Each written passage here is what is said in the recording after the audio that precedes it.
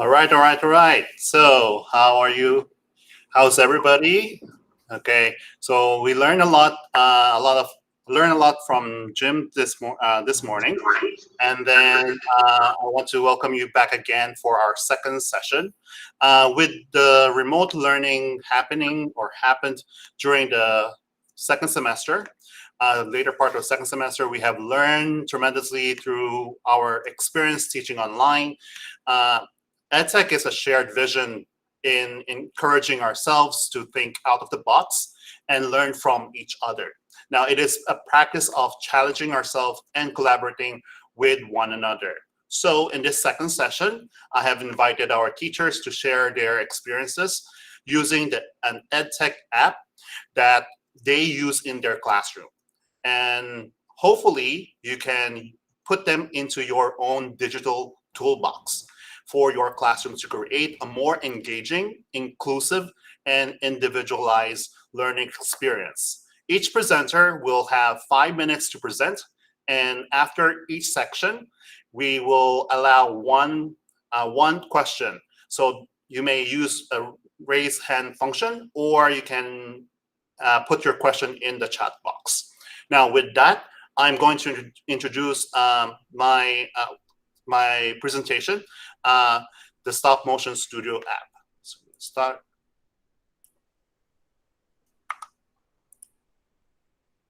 Going to share my screen.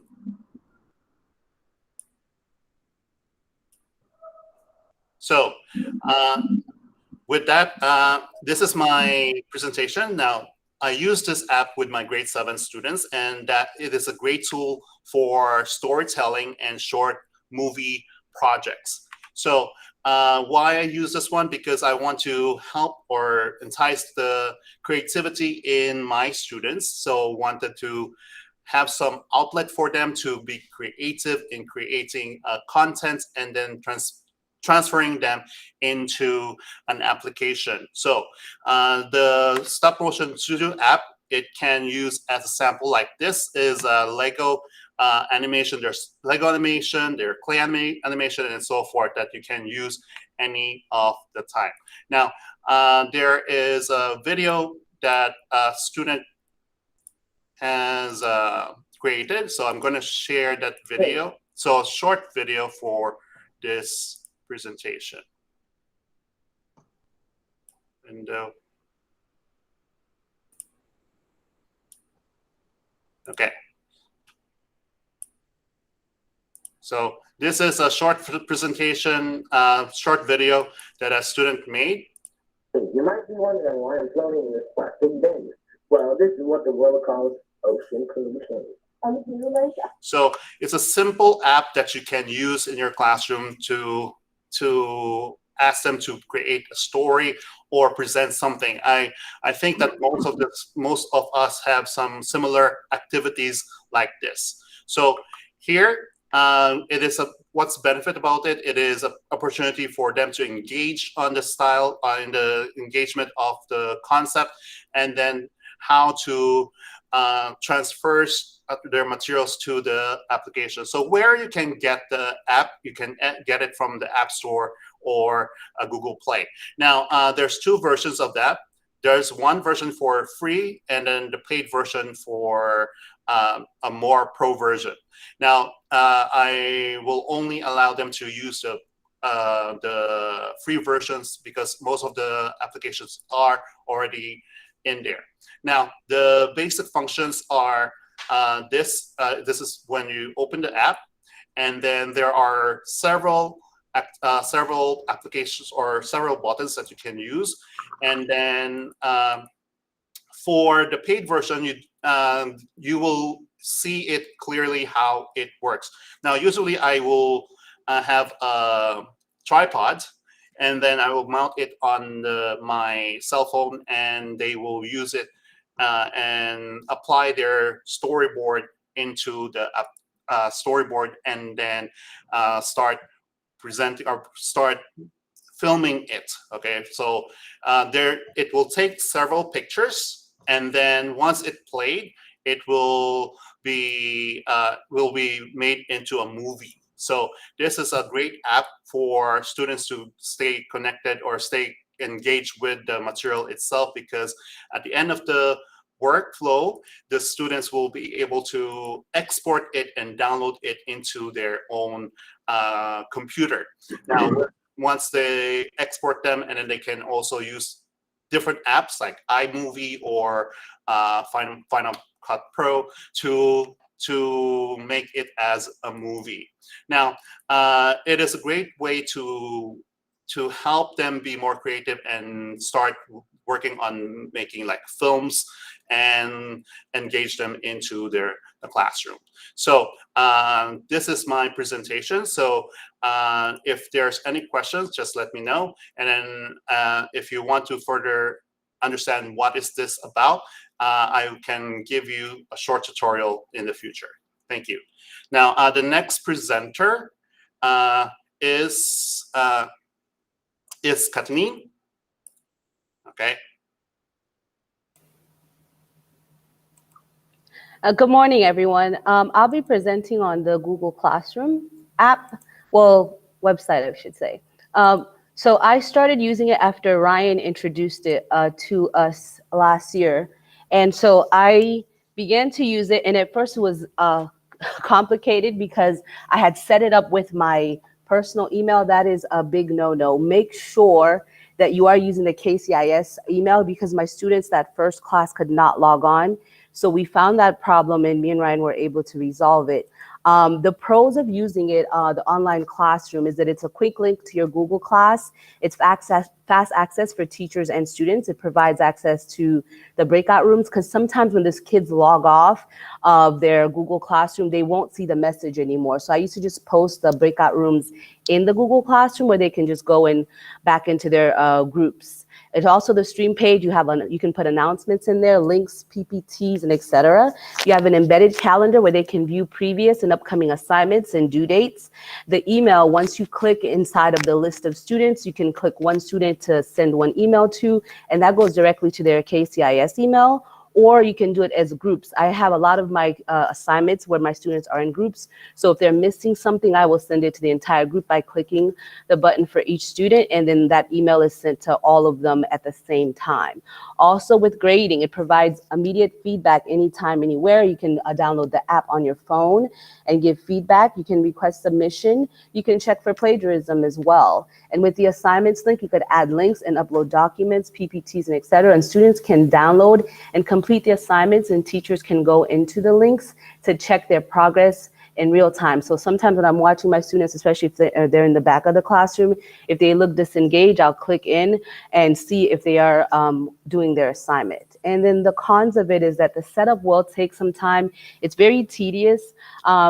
Making a lot of changes in the beginning due to probably schedule changes or changes in student needs. I'll find that certain assignments that I posted, I'll have to change, or I'll have to adjust certain things.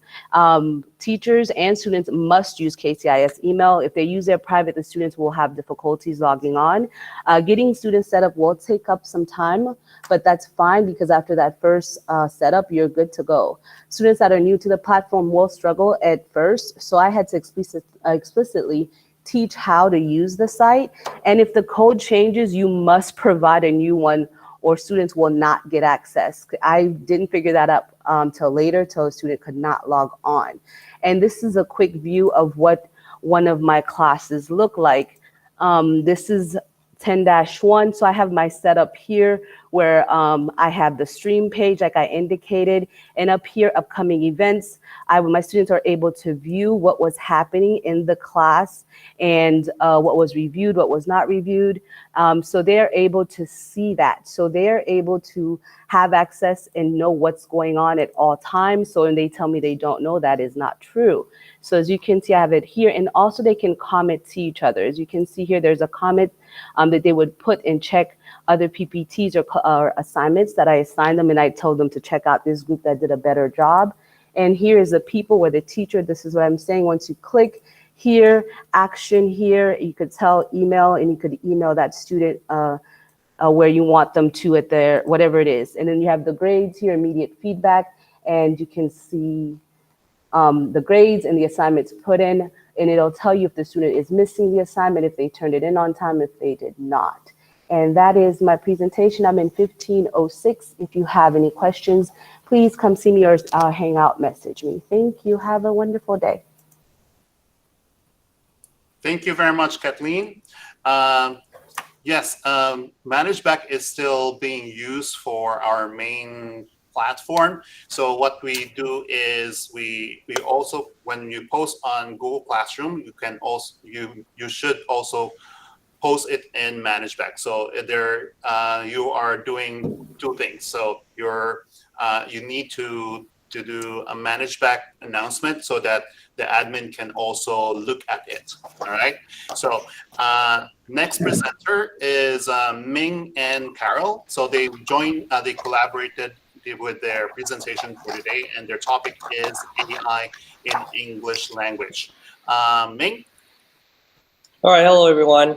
I'd just like to start by saying that I'm not considered very tech savvy, and then last year we converted our classroom all online using apps, free apps mainly, and a lot of different tools. And so having that said, that was kind of a challenge for myself, but then this app that I'm going to talk about today or show a video about, the Baidu translator, it's actually very, very easy to use. And the students, they actually picked it up faster than I did. So basically, if Ming can, so can you. So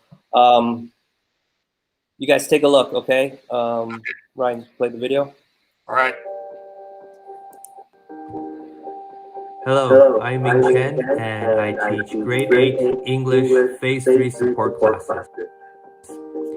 Last year, I had successfully transferred my classroom into a fully digitalized online space using many different apps and tools. One of the major tools we use was the speech evaluation tool. The speech evaluation tool is an extension of text-to-speech and speech-to-text that operates on machine deep learning algorithms and natural language processing, which are integral components of artificial intelligence. Now, TTS computer tools have been trained or taught to rate a speaker's pronunciation with a percentage score. The two leading companies in this field are Baidu Brain and Google Brain. Today, we're going to focus on Baidu Evaluation Speech Tool that was frequently used in our English support classes. We'll also follow up on Google and what they have done and how they have benefited language teaching. The Baidu Speech Evaluation Tool is a mobile app that could only be downloaded on iOS and Android devices. Currently, there's no computer platform for it, and we're not sure if there will be one in the near future. To use speech-to-text function, first you input the text, typed or voice. Then the app will read back once. Next, you click the read button, and it's your turn to read into the app. After each reading, the app will provide an automated percentage score that rates the learners on accuracy, competency, and fluency. It also highlights the mispronounced words in red. So you can tap on the red words and listen to the pronunciation of the word, as well as the individual syllables, and be able to interact with the tool and fix your pronunciation. Since the student's reading is recorded, they can listen to themselves over and over. They can practice repeatedly and try to get the highest score possible.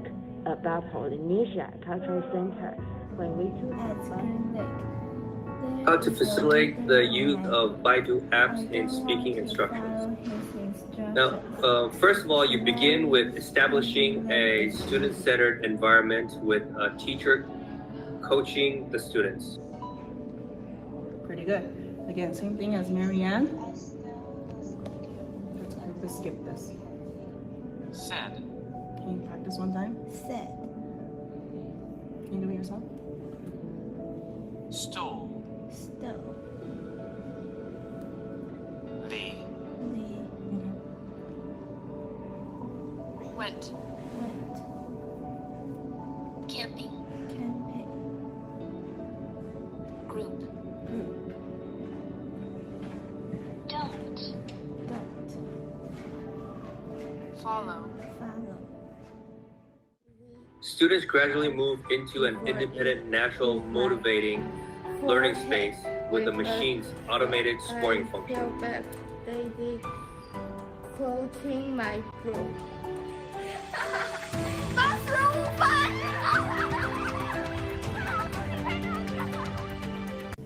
However, he did a double pump, fake to the side, and shot the ball at the 3-point line.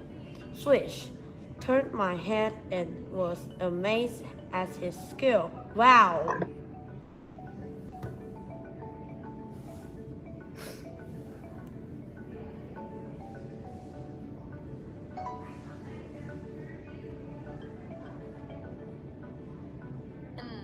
And.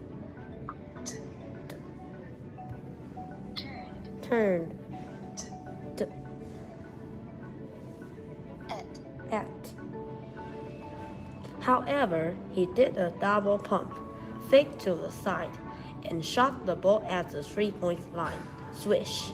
I turned my head and was amazed at his skill. Wow.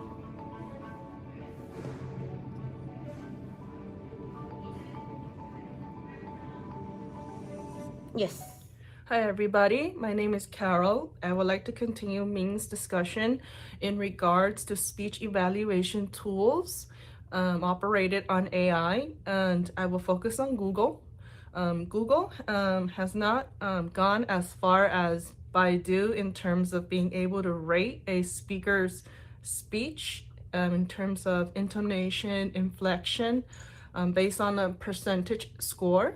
But it does have some basic functions of being able to teach the speaker to pronounce certain words. But compared to Baidu, Google is still very far behind because it can only teach the speaker one word at a time. And I will do a demonstration now.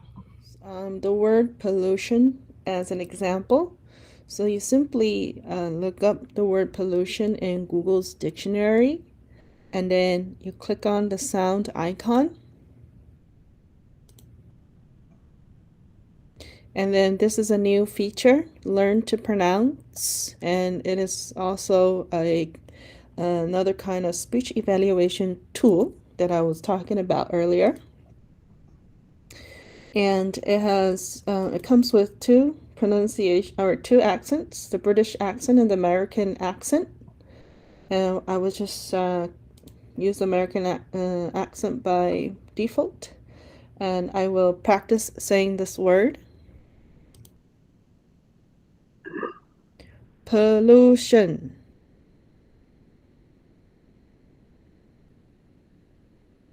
All right, apparently I didn't pronounce the word accurately, and it will give me, Google will give me feedback on how to pronounce this word better. All right, so that's what I said. It recorded me. And sometimes it will also give us these examples of words that have similar phonemic sounds, such as the oo sound. Yeah, so again, as I was saying, this only works for one word, and I hope this has been useful. Thank you, Carol. To conclude, I think the speech evaluation tools are most helpful because it allows the students to have individualized practice, it gives them customized feedback, and it allows them to work at their own pace. Thank you. Thank you very much, Carol and Ming. I think Ming already posted the link for the Apple app, and then maybe later on the Google Play Store. All right, the next presenter is Anne-Marie.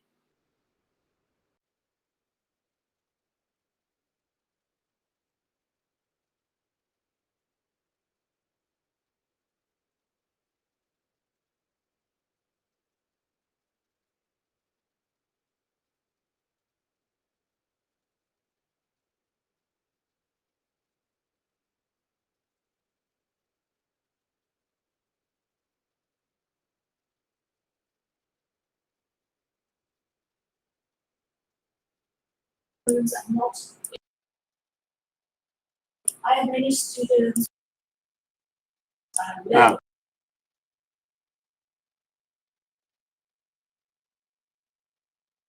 Can you hear Anne-Marie?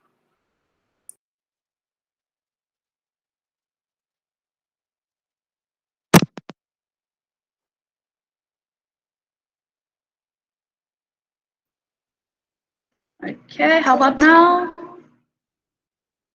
Okay. Sorry about that. I'm having problems with my earphones today. Okay. All right. So, what I said before was the app or the website that I'm using is Legends of Learning. I provided the link in there for you guys to use later on. One of the biggest problems that I have in my classroom is because the students are in their home rooms and not according to levels. We have students that sometimes finish the work faster than others, so they end up sitting in class with the question, what can I do next? So this answers that question. So it's a supplementary material that I use.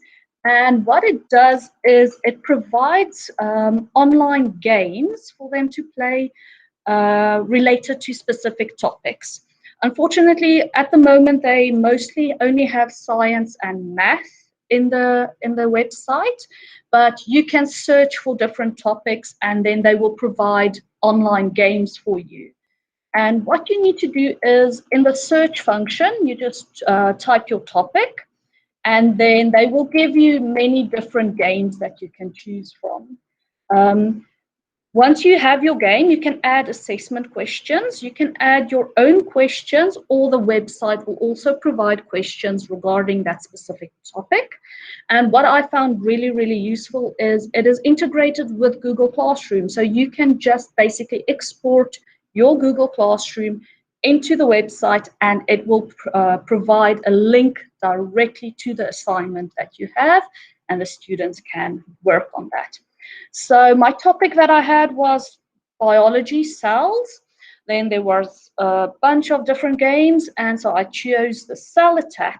And then if you click on that game, it does provide you a links to your own lesson. So you can check the vocabulary that they need to know.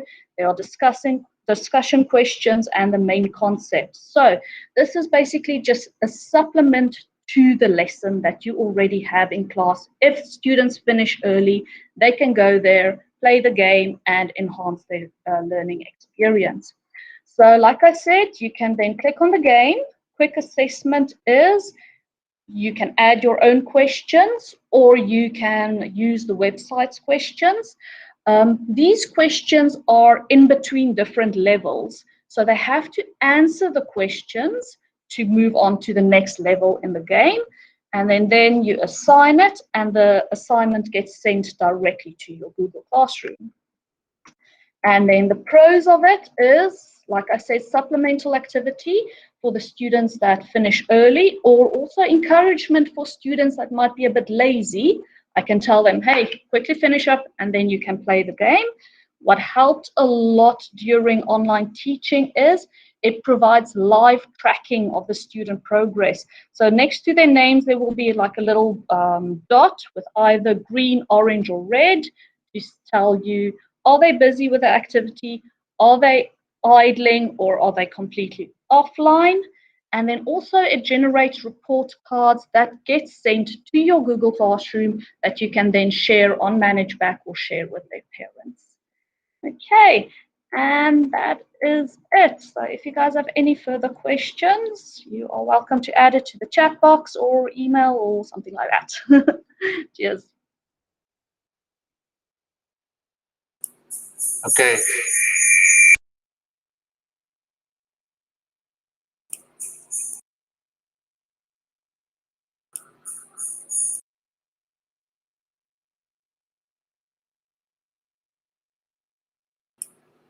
Okay. Let me see. All right. And the next presenter is Theo. Okay, Theo, you may use a present Thank you. now.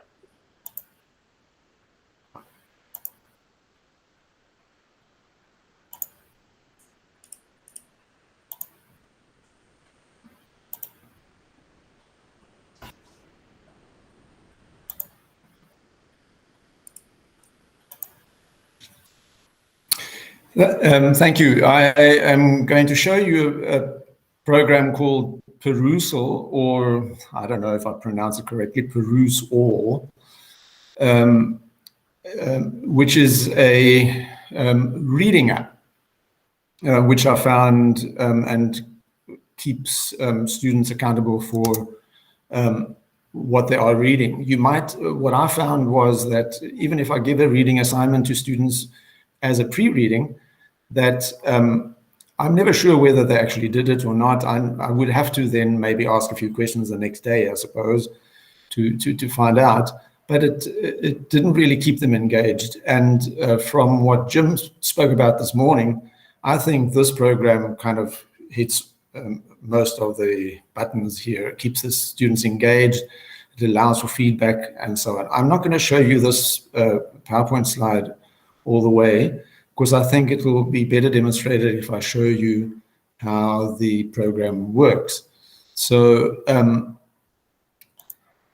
this is my set for AP Physics 1 that I have over here. I uploaded a whole bunch of chapters from in PDF form from the textbook. You don't have to assign the whole chapter. You can only, once you've uploaded it, you can only assign certain pages from it, even only just one page if you like. You can upload any PDF that you have. Once you've uploaded it, the students can then open the assignment that you've created. And what they would do is they would read through this. I'm just going to highlight anything over here, and I say, well, oh, here is something that I'm not so sure of. It opens a conversation box immediately, and you can type in whatever comment you like or question that you would like to ask about that particular piece of text that one sees over there. Any other student can then come and view this and make a comment or help, if that was a question, help answer the question. So here are all the conversations for this particular chapter.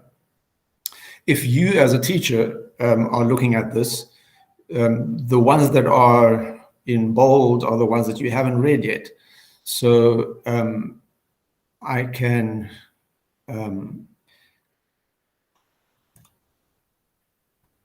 click over here.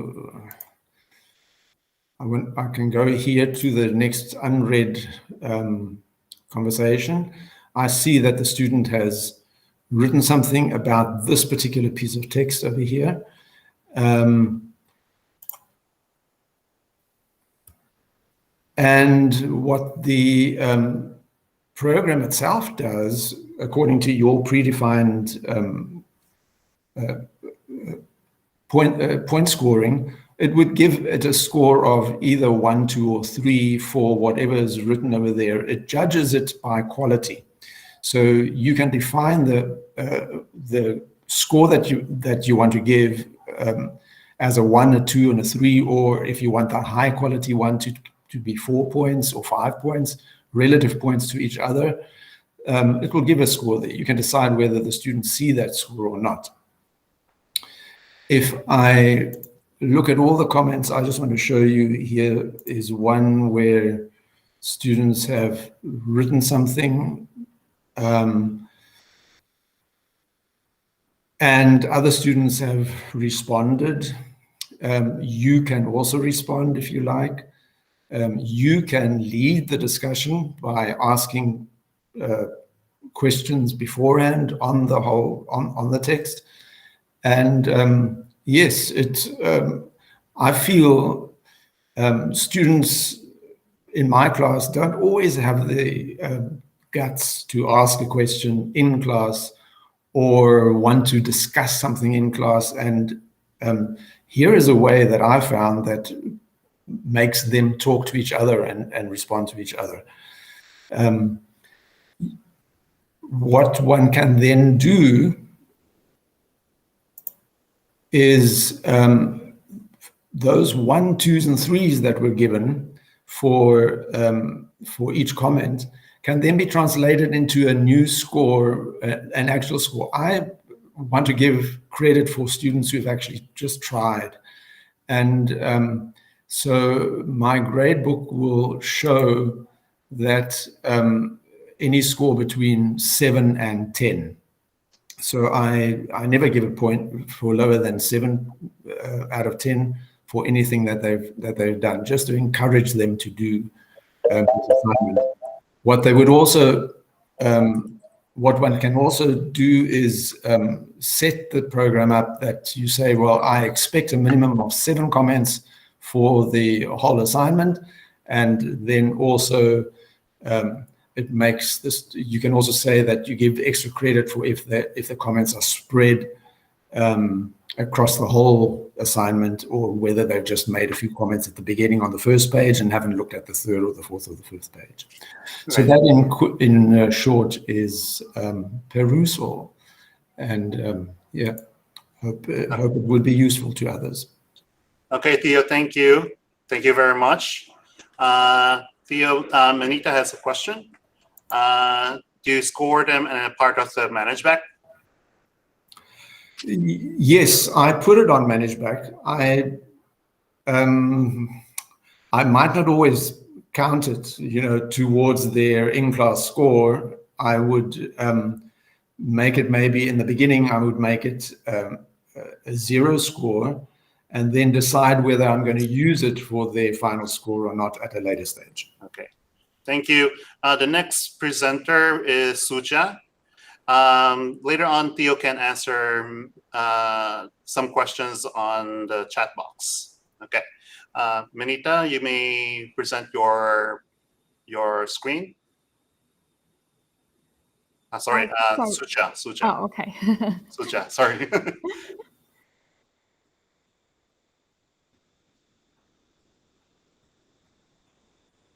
All right. First of all, sorry that you can't see my face because the webcam is not functioning. And right, mine is very short. The website is so-called Symbaloo. So I came across this one is because I found I have difficulties to share a lot of links to the students. And some of the links, I want them to keep them for the whole year. So let's say if I'm teaching science, let's say I'm teaching physics, then there are some website like simulation. I want them to go over to the website again and again. If you are teaching language, I guess you want students to keep the link for MLA and so on. So I find it a little bit difficult for me to gather all the links for students. Back then, I tried to gather all the links at the right bottom corner in ManageBack. There is a space there for you to put in links. I tried to gather all of the links in Google Docs or Google Slides, but that is not very user-friendly for students. So that's why I came across this Symbaloo. So this is how it looks like if you search that on Google, and then you can go in and sign up. It's free. So there are a lot of different spaces here. You could just insert the links that you want to. And I am going to introduce the basic functions here. So the good thing is you can put a lot of links and then you can gather all of them in one page and you can categorize them. So once you log in to this website, Symbaloo, and then you can just press this settings. So the settings give you these features here. So one of the feature that I like the most is you can add a new marker. So marker means this background color here. So once you add a background color here, so let's say this is the green one. So I guess this is like games for kids or brand games. So if you hover the cursor over this area, the names will pop up like this, like here. So when you hover your cursor over this area, so, oh, this is games for kids. So let's say for us, then I imagine that you can use that. Oh, this is for unit 1. Let's say this is for this novel. This is for next novel, different categories that you can do. And yeah, and that is as simple as that. But then it's just that I think that this would be quite useful if you have a lot of different websites that you want them to show on one page. There is one reminder for this one. So if you try to run this Symbaloo over a Wi-Fi, which is not so strong, it seems like some features you cannot use, like the one that I say you categorize them by the background color. It is not true. You can use all of them. It's just that when you click like nothing showing on, it's just because the Wi-Fi is not so strong. So you just try to refresh it. You can use that later on. And I provide a link here. So it's a link for from YouTube. Then it teaches you how to use this Symbaloo. And that's it. Thank you. Thank you very much, Sucha. I think this is a great way to organize all the apps that we have in our putting into a digital toolbox for you to use in your classroom. So this is a great organization tool for us to use. Okay, the next presenter is Mr. Luke Ewarts. You may share your screen. If you have any question for Suja, please, you can use the chat box. All right, good morning, everybody. So my topic is Class Dojo. I've always been, throughout my entire teaching career, really big on giving as much positive feedback as I can, because one of the things that really stuck with me from educational psychology when I took it 10 years ago was that you get the best behavior out of people when you give them something like 7 positive comments or for every negative comment. So a ratio of 7 to 1 is generally what you're looking for. So I always tried to use different ways of keeping points. Like I had jars where I would drop marbles in when the class was doing well. I would have students' names on the board with marks and things like that. But when I discovered Class Dojo in, I think it was 2014, I ended up using it so much that they asked me to be the Class Dojo ambassador for the school, for Kangchao. So that means that they send me swag. Every year they send me t-shirts, they send me lanyards and stickers and things like that. So I'm obliged to speak on their behalf then and promote their platform. So this is Class Dojo. It's available at classdojo.com. And these are some of the features. It's very easy to set up. It has customizable skills that you can edit your own. It's a great way to gamify your class. So if you play a lot of Quizlet Live or quizzes in your class, I always give students who come in first place will get 3 points, second place will get 2 points, and third place will get 1 point. You can gamify pretty much anything you do using Class Dojo. It's got a class timer. It's got a built-in randomizer. It's got an automatic group maker, and it's even got a noise meter. If you connect your parents on Class Dojo, it's got automated parent emails. So oftentimes during parent-teacher conferences, the parents are going to ask, how is my child doing academically, and then how is my child doing as far as their behavior, their participation in class. So if I've got the students signed up for Class Dojo, which most of them I get them to do it, they get an email every week showing them what the behaviors that their child achieved in the class that week was. So first time setup is actually very simple. If you download your student list as a spreadsheet from ManageBack, So here you can go to members on ManageBack, export to Excel, and then on Class Dojo, you can actually paste the names into here because it adds students, and you click, and then you can just import your list. And your class is already set up for you. So it's got all the students in there all ready to go. So it's super easy and quick.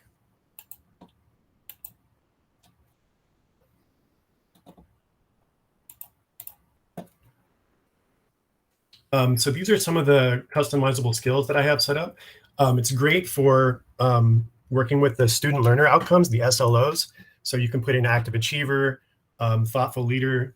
I always use speaking English because you don't want to spend all your time telling students to stop speaking Chinese. It's much, much better if you can just encourage students to speak more English. Now with masks, I also included a mask on behavior. So this has been really helpful in my class, getting the kids to keep their masks on. You can share what's happening in your classroom. It's kind of got like a Facebook feature. So you can post images and parents can give likes and feedbacks on it. So that's been really great. I got to say, though, that if you use Class Dojo, you want to make sure and attach it to some actual reward system. So you want to have something that the students are working towards when they're earning points in Class Dojo. So for me, I say if you get 50 points, you get a good news note on ManageBack plus 30 house points. And if you get 100 points, you get all that. And I have these science certificates that I brought, these certificates of achievement that I brought from the state. So I'll sign it. I'll say that they received a award for Class Dojo, and then we'll have a little awards assembly. Mini awards assembly where the students will come up to the front of the class and I'll play the graduation song. It's usually pretty fun. If you want more information, you can learn a lot more from the Class Dojo YouTube site. So youtube.com/Class Dojo. So other things, it's got a great, the randomizer is really great. It's been really good for me for distance learning to get students to participate more because oftentimes, it's hard to get students to speak out. So this has been a great way to kind of force students to participate more in class during distance learning as well. So yeah, that's it for Class Dojo. If you have any questions, come see me at 6402 or send me an email. I'll be happy to talk to you. And that's it. Thank you. Thank you very much, Luke. I personally use Class Dojo in my class. It's really worked well. And then the feature for the posting the pictures or activities, parents actually send email back, and then they really like the pictures. And then the next presenter is Andrea.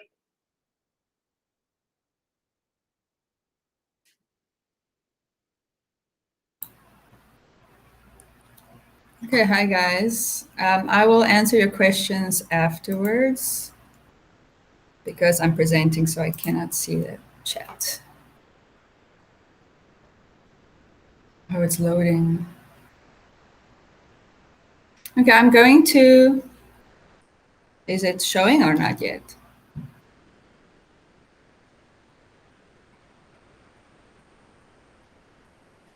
Okay. So I'm going to be introducing you to Mentimeter, which I find is just a very fun way to interact with students, and it will definitely help with the social building that was mentioned in the first session, because it helps the students feel like they are part of a community and that the teacher does care about their feelings. And the way that you can use it is you can have word clouds, and here's an example. You can have live polls, Q&As, and also some quizzes, and you can just find it online at www.mentimeter.com. Now, the reason why I think it's really good is that it engages all the students, and it is also an efficient way to track learning before, during, and after the unit, so that you can see whether the students are understanding concepts, and also, as was mentioned in the first session, you can prevent misconceptions easy on. The students can participate anonymously, which is very useful. And then you can have immediate results because as they are typing in their answers, it appears on the big screen. So that's a lot of fun. And then you can save the presentation afterwards. Now, for instance, here is a word cloud that I used before a poem by Sylvia Plath about a mirror. And I wanted them to just let me know what do they see when they look into the mirror. And this was before we read it. And you can see here that the students were mostly positive. The more the students type the same word, the larger the word becomes. But I could also then see that there were some underweight and malnourished students. So I then got an idea, okay, there's something happening in this class. I found poetry connected to that, so I could help them. And here was also a way to check the grammar. I didn't teach the poem at all by Emily Dickinson, I'm Nobody. And then I just wanted to see whether they can identify moods. And I could also see here, somebody said humor. And that is not an adjective. That's not how you describe a mood. So I knew that I had to spend more time teaching them how to describe mood. This was just a fun poll to on the first day of class, just to see what do the kids have in common.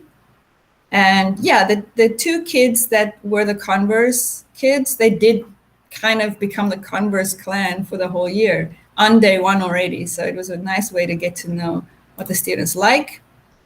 And here also, this was for grade 7, I could see that the students did not like reading in their free time. So I knew, okay, this is not an academic class, but they definitely like basketball, soccer, and video games. So this is just one little tip. You can see here that it says basketball, play basketball. So that is going to count as 2 different things. If you want to write down a list so that all the students can write the same words they like, that means the word would have been larger. But this also helps you to know that, oh, during soccer playoffs, kids will be waking up at 3 o'clock. So in this week, the class might be very tired. And how to get it, you just go to mentimeter.com, you sign up, it is completely free, and then you can start a new presentation. You can name the presentation and create it. And after you name it, you choose what you want to do. There are multiple choice, word clouds, open-ended questions. When you hover your mouse over it, it will show you an example of what it will look like.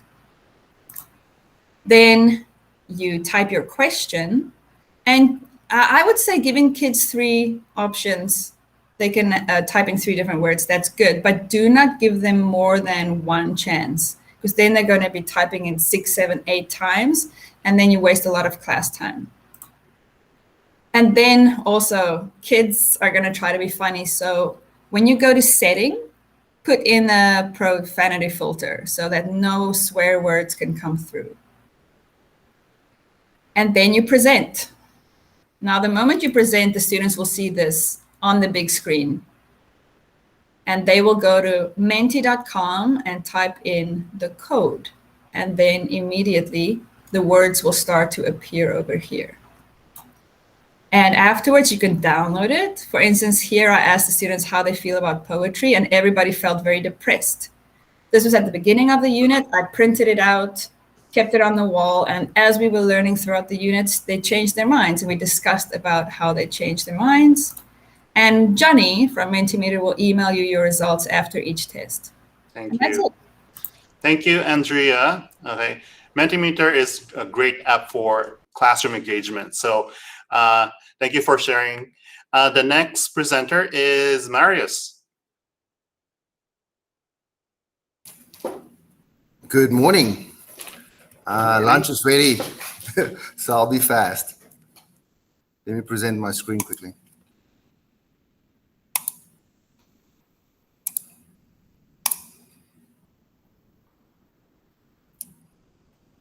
Present. Okay. Is it on? Is it going?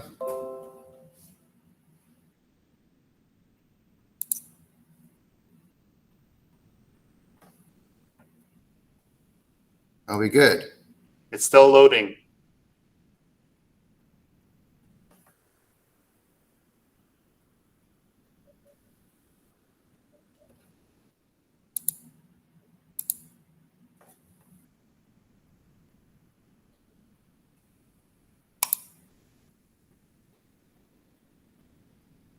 What's going on, Marius? Oh. And we lost. Okay, we wait for a few minutes. I'll answer the question. I got kicked out of the meeting. I don't know why. As I Okay. Okay. Can I retry?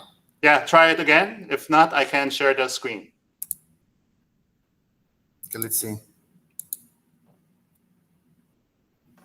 好，各位同学午安。那返校取物上午时段剩最后10分钟，请同学收拾个人物品之后尽速离校。请配合防疫措施，谢谢。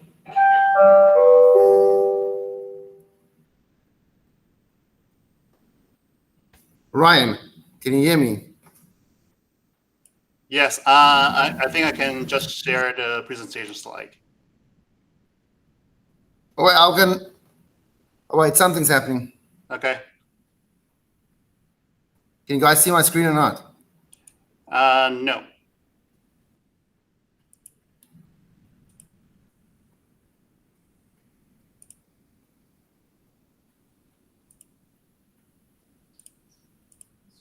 Okay. Okay.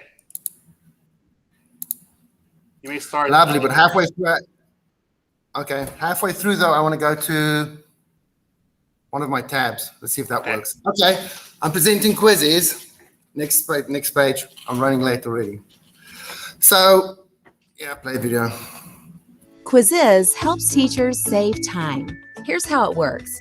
First, create a new quiz, or mix and match millions of teacher-created questions. Next, students play at their own pace, in class or at home. Every learner competes to improve, and retakes are a cinch.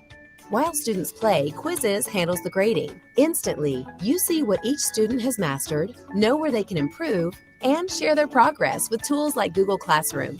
Find a quiz now. It's free. Quizzes helps. Okay, next page. So what I liked about quiz is when I did online teaching, you can quiz the students and follow them question by question to see what they're doing. So it can be teacher-paced or it can be just a regular quiz that's student-based. And also, as Francis mentioned, if you want to give them immediate feedback on the questions, you can. Quizzes can do it for you. So the students can immediately see if they made a mistake and then get an explanation of what the correct answer is. There are literally thousands of these quizzes online. You can copy them and then you can customize them for any subject. And Quizzes will also generate reports and do the grading for you.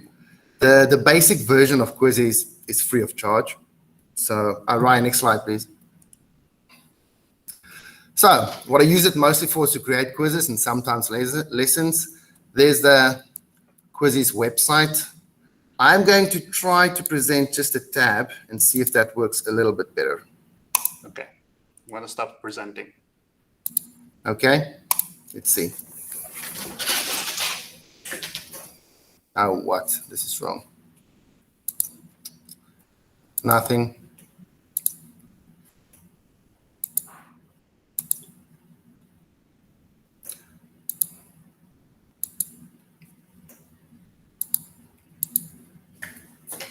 Okay, so it's pretty easy to log in. You can use your school Google account. So I'm going to press on the login button and then log in with Google and then just pick which Google account. I just picked the school account. And when the students log into it, you can just ask them to use the school Google account. And I just want to talk about these 5 tabs on the left. So you can either create a quiz or a lesson by yourself, or you can click on Explore and literally search for anything. Let's make it equations, whatever it is. It's a bit slow. And search the library. Let's make it equations of circles. There we go. So I clicked on equations of circles, and then it will, let's just use this. Okay, equations. So you can either see if it's a quiz or if someone would use it as a lesson. So as you hover over the quiz, you can also access the questions that teacher used. And then you can You can copy those quizzes and use it in your own library. This is my library. This is some of the quizzes I've made. So let's click on trigonometry summative 10.3. So if I click on this, if you want to standardize through the grade group, you can share your quiz with the other teachers in the grade and they can use it too. And obviously there's the edit button. You can assign it as homework or you can start a live quiz, classic or instructor based. Once you do that, there's a bunch of options that I can't go through now, but you can do it by yourself. If you have questions, you can ask me. And then it generates reports. This was useful, especially if a lot of the class got one specific question incorrect. It was easy for me to see which question the students battled with, and then I knew what to preview or review the next test. So they can do it separately if you want to see what students did over there, or you can go to an overview. If you go to the overview, you can see which questions the kids battled with. Okay. Then the last thing, classes, you can, I'm going over time. You can import from Google Classroom if you want, or you can just create your own class. Okay, I think I'm out of time. Love you, but leave you. Sorry, guys. Here you go. Okay, thank you very much, Marius. Quiz is a great tool to have a quick formative assessment with the students. So with that, the last presenter is Craig Mitchell. Yes, hello everybody, good morning. I know you're all hungry and you're sure you're ready for lunch, so I'm just going to try and make this as short and sweet as possible. I'm not the most tech-savvy person in the world, but and have you seen Google breakout rooms, Kahoot? So what I did is I decided in our classes here for social studies, we really wanted to use podcasting and with the uses, so I did a bit of research for that.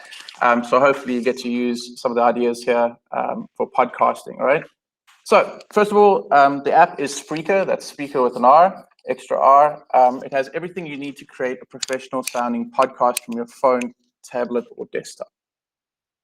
The free podcast software lets you record, publish, distribute, and analyze your podcast whenever and wherever easily.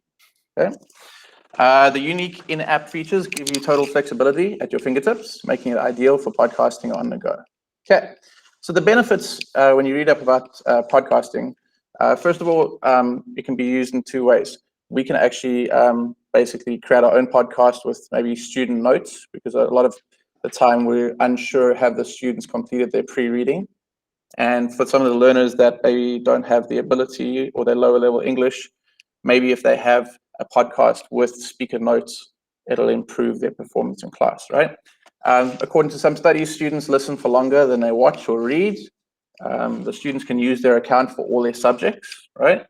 Also, by creating podcasts, students improve their planning, brainstorming, research, and organizational skills. Okay.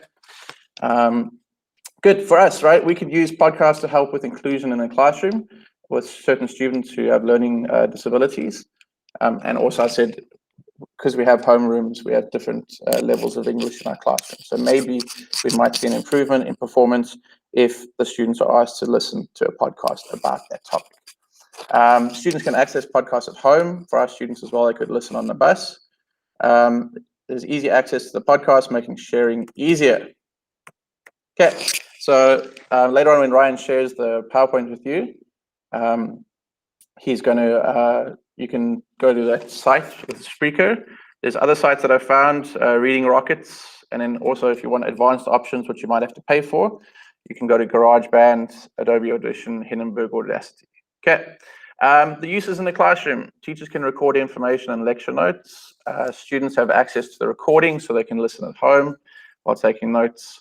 Students can create podcasts to help communicate their research. So that's mainly the goal would be to cut down on in-class presentation time, because if students are creating a podcast and then you're grading those, also students can give each other peer feedback, right? I think it'll benefit the students who don't like to be seen. So for example, to make a movie or present in front of the class, and they might be more comfortable just speaking. Students can listen to other students' podcasts outside of class and provide feedback, saving time taken up by multiple presentations. Okay, so I'm just going to quickly show you the website and how easy it is to get started. You can use your school account to create an account. It's very simple and easy. It's free. What you get is you get 5 hours of storage. You can also create episodes. And you've got this great little person who helps you, Alessio from Spreaker. She asks you all these questions, guides you through anything you have a problem with, kind of like Lexa and all the different things, right? So what you guys can do is you can go here to create podcasts, you create your title, your language, you can add pictures, images. You want to look at the visibility setting here. So you most probably want to make it private so that not anyone can listen to it. There are a lot of options for free. Again, depends on how much you're going to use it, if you wanted to use an upgrade to Pro. But I think for most of us, we could just use the free version, okay? And then what you do is you just type in your email and you go there and you can create your podcast. So that's just a basic introduction to the website and how to create it.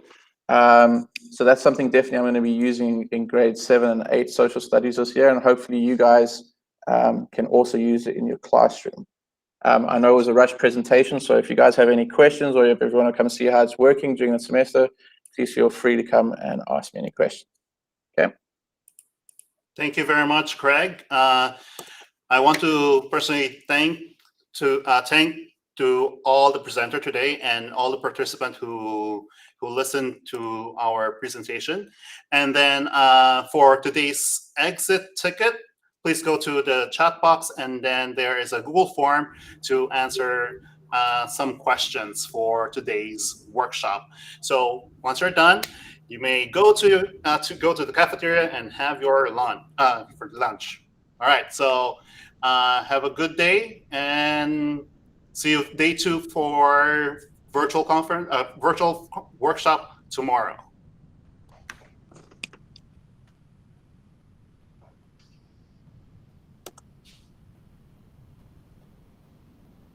Oh, it's not 5th floor DAA.